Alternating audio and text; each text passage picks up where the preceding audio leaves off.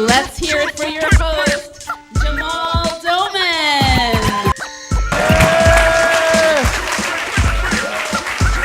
Thank you, I appreciate you guys. And I'm your host, Jamal Doman. And do me a favor, give it up for the finest DJ in the land, DJ Shy on the ones and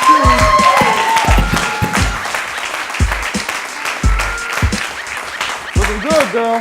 Former presidential candidate John Edwards, you guys heard about him. He's in the news. He admitted that he's in trouble. You know, he admitted to having an affair.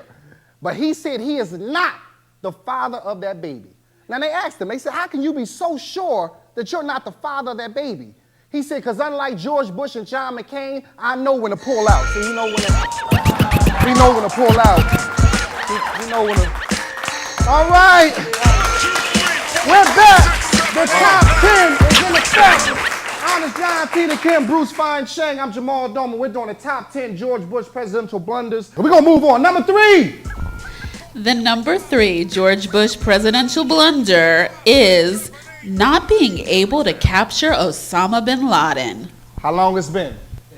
We're the most powerful country, the most money, the biggest army, the most technology. This 6'4" man on dialysis, living in a cave. We can't catch him? Come on. I think it's bull. I think that he worked with the Bushes. And the fact is, if they can find me for a bill I had from AT&T like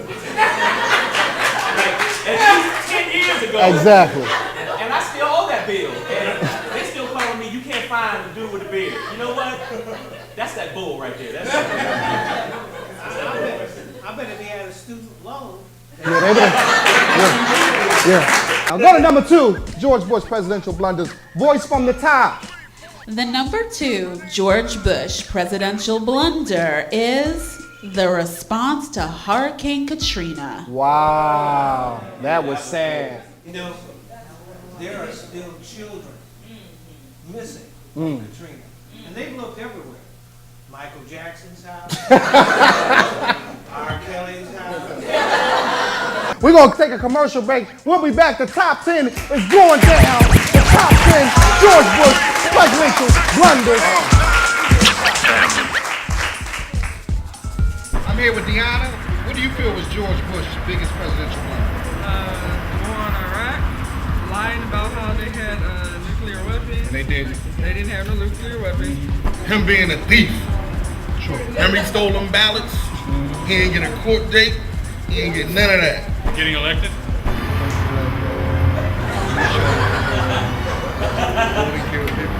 He ain't go to jail.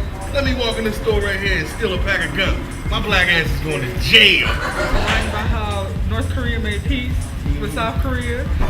40 killed people. They sent them back to the home. Lying about how that he was bringing the troops home. And they still over there. He cheated. He was not pregnant. They cheated Al Gore.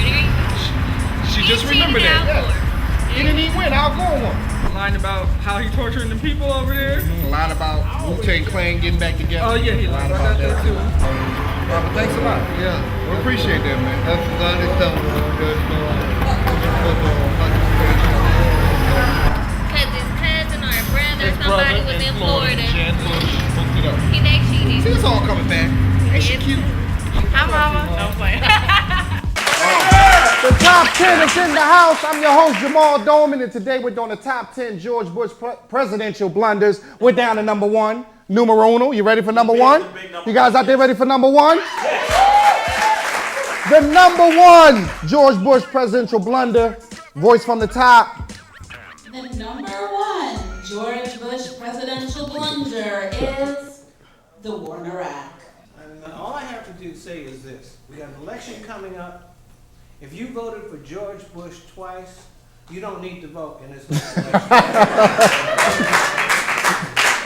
Wow, that's okay. If that's the case, we should torture anybody that voted for George Bush. We should waterboard them. Yeah. We should have them sodomized by a monkey or something like that. I just think Americans are too smart for the old game, and that I think they're going to vote a new president that is going to be make some changes, and that's what you can only the only power we have is to vote. Amen. Amen on that.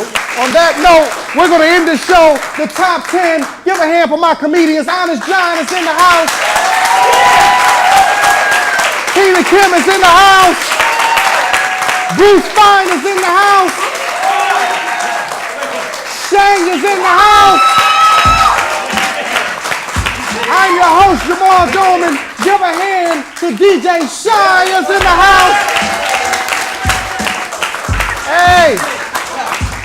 Also, do me a favor, give a hand from the voice from the top, Sarah Poindexter, everybody.